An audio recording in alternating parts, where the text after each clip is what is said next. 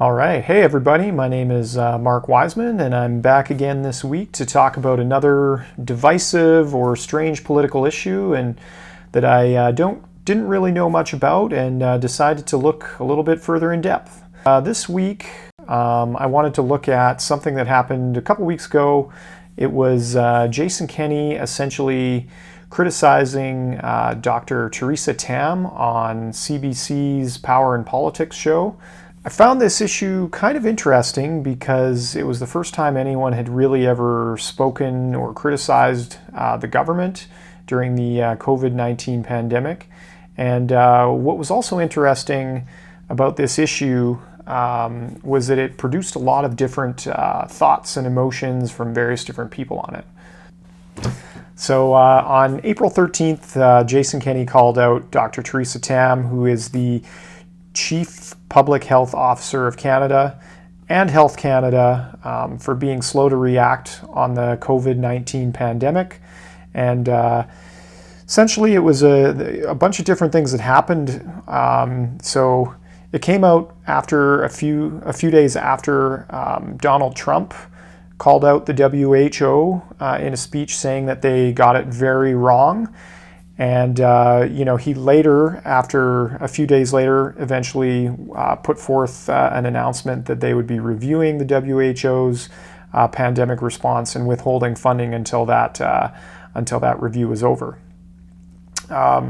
So during that week, there were a bunch of conservative politicians that agreed with Kenney. Andrew Scheer, who is the leader of the Federal Conservative Party, chimed in. I think he had some tweets and some quotes saying that he had doubts about the WHO. On the other side of it, the opposition NDP had a number of tweets refuting his claim and essentially calling Kenney out for being, anti-science, anti-information. I don't normally like to talk about editorial columns from newspapers, but there were a number of editorials on this subject.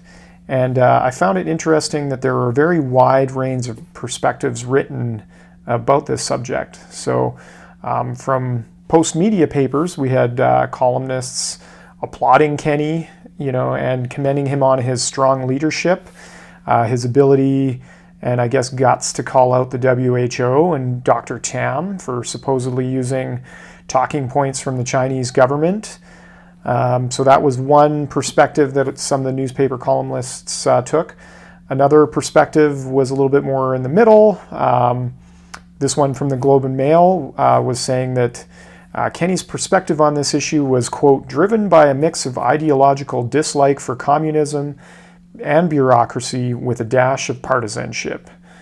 It implied that the charges laid out by Kenney were a little too heavy-handed, and that many of the drastic moves taken by countries like Taiwan and Singapore weren't politically palpable in Canada in January at that time. At the time, this was essentially the time when Kenney said that we should have acted.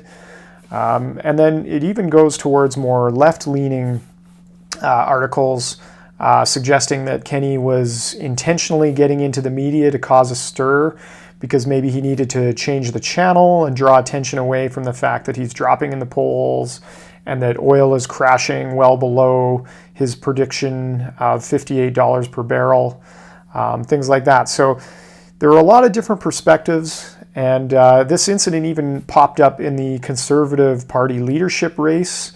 One of the contenders in the race, and Conservative MP Derek Sloan, even publicly questioned Dr. Theresa Tam's allegiance to Canada. And, since then, he's actually refused to apologize for saying this and continues to double down on this rhetoric.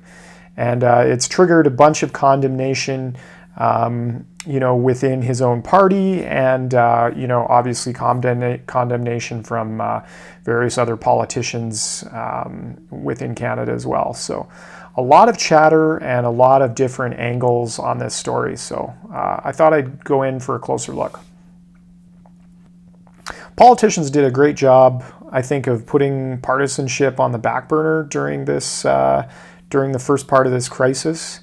It really appears that they were trying to put people's best interests in mind and trying to keep maybe political aspirations and political attacks to a minimum. So it was jarring from that perspective to suddenly be hit in the face with something a little bit divisive and controversial. It also was jarring because it seemed like, most people in Canada were reasonably satisfied with how things were being handled. Compared to a lot of other countries, our government seemingly handled this crisis relatively competently. We avoided an Italy or a New York type of situation, which of course is no comfort to the families of the over 4,000 people that have died in Canada as a result of COVID-19, and to the thousands of business owners who are, taking a massive hit because of the lockdowns. But, from the perspective of if our objective was to prevent massive spread of the virus so that it doesn't overwhelm the medical system, from that standpoint, I think our government seemingly did a good job. Now, I also want to say that obviously China has a huge problem with things like transparency, accountability, human rights, and with the information that we have at the moment, their policies around wet markets have likely created the situation that let this bug be released into the world. So my initial critique of Kenney should not be confused as a pro-China stance. We're trying to talk more about Kenney's actions in isolation for the sake of simplicity. So, yeah, having said all that, that's my first thoughts on all of this, and now we dive into the articles. So the first thing I came upon was the actual footage of Kenney critiquing Dr. Tam. I found it, and I'll post all the links to everything here on the show notes. But it started out as a interview after Kenney had said that he was going to streamline testing and maybe get ahead of Health Canada because he thinks they're too slow. So it was an interview between reporter Vashi Kapelos on CBC's Power and Politics. In the interview, Kenney mentioned that he was going to fast-track methods from other peer countries, and Kapelos asked if he didn't trust Health Canada. Because in that interview, he kept saying that he doesn't want to wait for Health Canada to catch up. It was a clear talking point. He said that he trusted Health Canada, but his central message was that bureaucracy slows things down. Then Kapelos asked Kenney a follow-up question about the possibility of inaccurate testing methods being approved too quickly as a result of skipping the processes. And Kenney doesn't really answer the question. And he then goes on the offensive and questions and asks, in general, if we would dispute the health regulator of the European Union. Kenney then says that, Dr. Tam is the same one who didn't close borders and essentially repeated Chinese talking points back in January and early February. And so he says as a result of this, he won't be constrained by Ottawa. Now, then Kapelos checks the specific comments and wants him to clarify. She states that this is the information that public health officials were seeing at that time, and asked Kenney if his medical people were seeing something different. And Kenney, again, doesn't really answer that question. Instead, he says we should have been following countries like Taiwan, Singapore, and South Korea. So that was the interview that took place, and that was the exchange that was the basis for all of this stuff that's ballooned out of it. So another article that I came upon was a CBC article who actually, after this incident, got an interview with Dr. Tam to clarify and talk about some of the things that have transpired during the pandemic. In the CBC interview, Tam says that definitely in retrospect, they could have done better. But it looks like in this one, she offers a few explanations for why they acted the way they did during the onset of the outbreak. One of the things that Kenney mentioned was shutting the border. And so she said that shutting the border to people from China probably wouldn't have stopped people coming in from other countries with the virus. As we know, the virus was spreading across the world at that point. So our capacity to stop the spread via closing the borders specifically from China probably would have been limited. Ideally, if we were going to deal with this the way that Taiwan and Singapore did, was that we would shut the border to all non-Canadians from all countries coming in starting in February. And would this have been politically palpable, especially since we hadn't really seen many cases at that point? It's hard to say. Then she also talked about closing of the US-Canada border.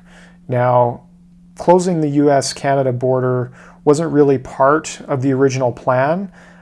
Canada had a pre-existing pandemic preparedness plan, and the US and Canada had planned in such an event to work together. So closing the border was more of a last resort once things essentially got out of control.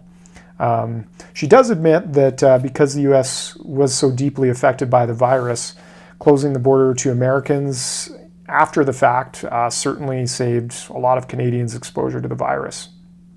So she definitely in this article agrees that many other countries did more. She talks about how in March there were 10 cases that were traced back to China and Canada. So I think at that point we were starting to see cases come from the US, from other countries. So at that point it was a problem with people coming from all kinds of different countries, not just China. And so another critique was tougher screening protocols at the borders. She thinks may have been useless because so many people carrying the virus from international destinations would have been asymptomatic. So we wouldn't have been the catch-all that we perhaps think it could have been. Now, another article I found was a Calgary Herald article detailing a speech that Jason Kenney did in Chinatown here in Calgary. It's worth pointing out this article came out on February 1st, and it's a couple of weeks after the January time period that Jason Kenney was criticizing Dr. Tam for. Basically, he was in Chinatown in Calgary in front of the Silver Dragon restaurant, urging Albertans not to associate Chinese people with the COVID-19 pandemic. There had been some reports of racism, avoiding Chinese restaurants, things like that. And his message was that we should be, supporting the Chinese community and Chinese restaurants, especially after they had been taking a hit after the news about COVID-19 spreading. And it's worth pointing out because the original exchange with Kapelos on power and politics, she was asking Kenney if his health officials were seeing anything that contradicted Dr. Tam's words from late January, early February. And by him holding this press conference, it seems to indicate that, he was not hearing anything different, and therefore following and giving a lot of the same advice that 2 months later he was criticizing. So I think that's an important, at least, consideration in this whole debate. Then I came up on another good article from Politico Pro, which is a journalistic organization here in North America. This article was interesting because it gives a breakdown of the potential explanation for why, what is the background of this phenomenon with Trump and Scheer and Kenney all criticizing, well-known health authorities. It also talks to some former civil servants who had worked in Canada with pandemics, a couple of them who were at the forefront of the SARS outbreak, and a couple of university professors also involved. It talks about how this is kind of a strange situation because the pandemic is lasting so long. We're seeing Dr. Tam every day give expert advice, and because she's on TV every day giving updates, it's often easy for people to confuse people seeing on TV giving advice every day as someone who is accountable for health decisions. So that's a bit of a look at some of the psychology behind this, why people might latch onto this idea. Ultimately, the speakers are there to provide advice, but it's still the politicians who are accountable because they make the decisions. Here's another one from the Toronto Star that interviews one of the Canadian, I think it was university professors who logged a lot of criticism, and some of this is being picked up by the Conservatives, saying that there are huge holes in Canada's data. And so this article actually talks with this fellow, and we get into some of the nuances of the data. So it talks about how our federal government really hasn't been doing, from a modeling perspective, as in-depth of an analysis. We've actually imported a lot of information from other countries, and we haven't done our own robust modeling, maybe like countries like Switzerland or Taiwan. So our data to make big decisions maybe isn't as complete as some other comparable countries might have. But there's also a discussion in this article that's a bit of a nuance, is that there are many reasons why we have such big holes in Canada's data. A country like Taiwan and Switzerland, they're small, and a lot of their jurisdictions work together and give each other timely information. This article uncovers that all of the provinces don't really gather data in the same way. They don't measure data in the same way, and they don't provide the federal government. There's no timetable with data that they collect on a regular basis. So the data is infrequent, it's not the same, and so because it's this way, it provides us with huge holes in our modeling capacity. So that's one of the explanations as to why we're maybe not doing as good a job at predicting some of the different effects of COVID-19 that maybe other countries have the capacity to do. So yeah, those were some of the articles that explained, again, some of the more nuanced ideas in this whole issue. So again, if we're going to go beyond partisanship, if we're going to advance the debate past these kind of left-right sticking points, what types of questions should we ask after this incident? One question could be, how much criticism can we heap on government in times of emergency and crisis? This is a really tough question because there are definitely a few valid perspectives on this. On one hand, as some of the people in these articles have pointed out, there needs to be a criticism of public institutions so that we can course correct if things aren't going well. We can use this criticism to avoid future mistakes. And of course, we need accountability and transparency for the decisions that are made in these times. But also, as some of these other articles have pointed out, is heaping tons of criticism right during an emergency, right in the middle of a pandemic, an appropriate thing to do. These pandemics and these plans, they're incredibly complex plans that need to be rolled out. The world is very unpredictable. So there are things that you can cook up in a laboratory and drop a plan, but under these circumstances, I think it's somewhat implied that mistakes are going to be made. And is it really appropriate to second guess decisions that are being made with information that you have at the time? And one of the other questions that I have is I wonder about the intention of Jason Kenney's words as well.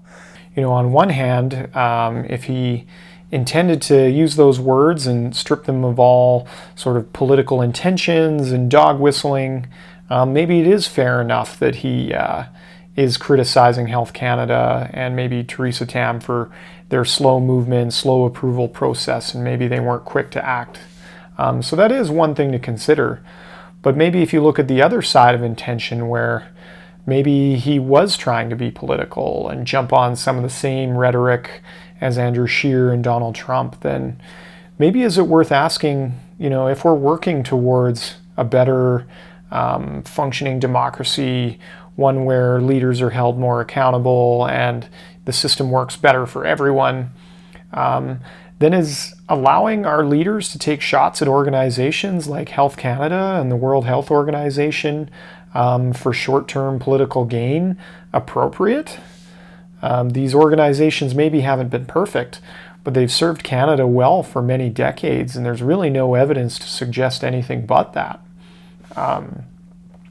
another question that I think a lot of people should be asking themselves is, does this, do followers of Jason Kenney and Donald Trump, will they ever trust organizations like the WHO and Health Canada ever again after, these influential peoples have singled them out for being corrupt or maybe not working in their best interests?